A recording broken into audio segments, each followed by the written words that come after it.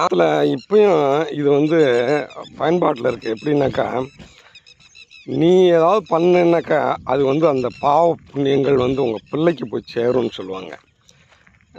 எப்படின்னாக்கா, இது ஒரு கதையில் சித்தரிக்கப்பட்டிருக்கிறது. எப்படின்னா, ராமனோட அப்பா வேட்டைக்கு போகிறாரு காட்டுக்குள்ளே. அவர் வேட்டையாடுகிற போது டெய்லி ஒரு ஒரு தண்ணி போகுது.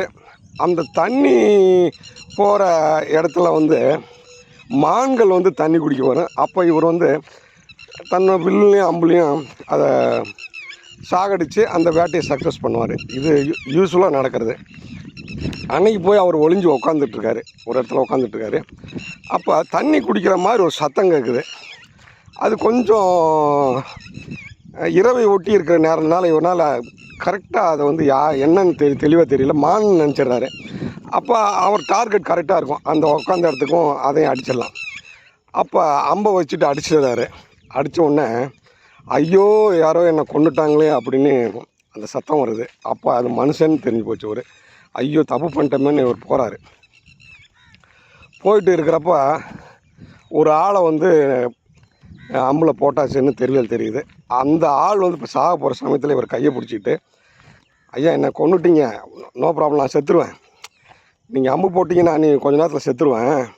ஆனால் நான் வயதான ஒரு அம்மா அப்பாவை நான் அழைச்சிட்டு வந்திருந்தேன் காட்டு பக்கமாக. அவங்க தண்ணி வேணும்னு கேட்டாங்க. அவங்களுக்கு தண்ணி எடுக்க தான் வந்தேன். அதுக்குள்ளே நீங்கள் தப்பாக என்னை போட்டு தள்ளிட்டீங்க.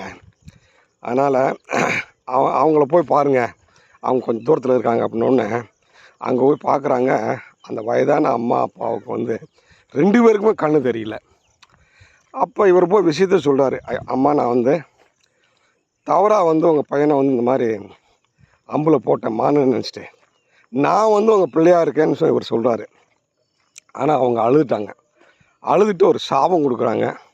எப்படின்னா, எப்படி நான் புத்திர சோகத்தால் நாங்கள் கஷ்டப்பட போகிறோமா, அதே மாதிரி நீ அன்பான ஒரு பிள்ளையை இழந்து நீ புத்திர சோகத்தாலே நீ செத்து போவ அப்படின்னு அவங்க சாபம் கொடுத்துட்டாங்க. அவங்க எவ்வளோ அவர் சொல்லி பார்க்குறாரு, அந்த சாபத்தை கொடுத்துட்டாங்க.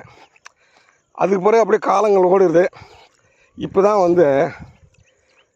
ராமன் காட்டுக்கு போகணுன்ற ஒரு ஒரு நிலைப்பாடு ஏற்படுகிறது ராமாயணத்தில்.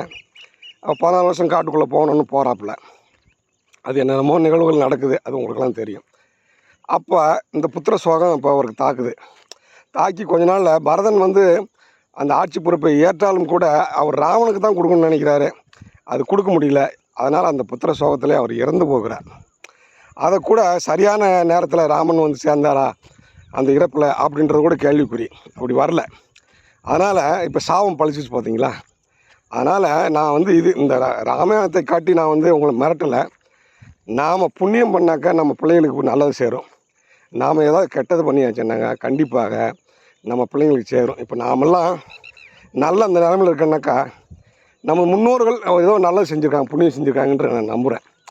அந்த இறைவன் மீது நம்பிக்கை இல்லை, இந்த மாதிரி புண்ணியங்கள் மீது நல்லது செஞ்சால் நமக்கு நல்லது நடக்கும்ன்றதில் ஒரு நம்பிக்கை இருக்குது.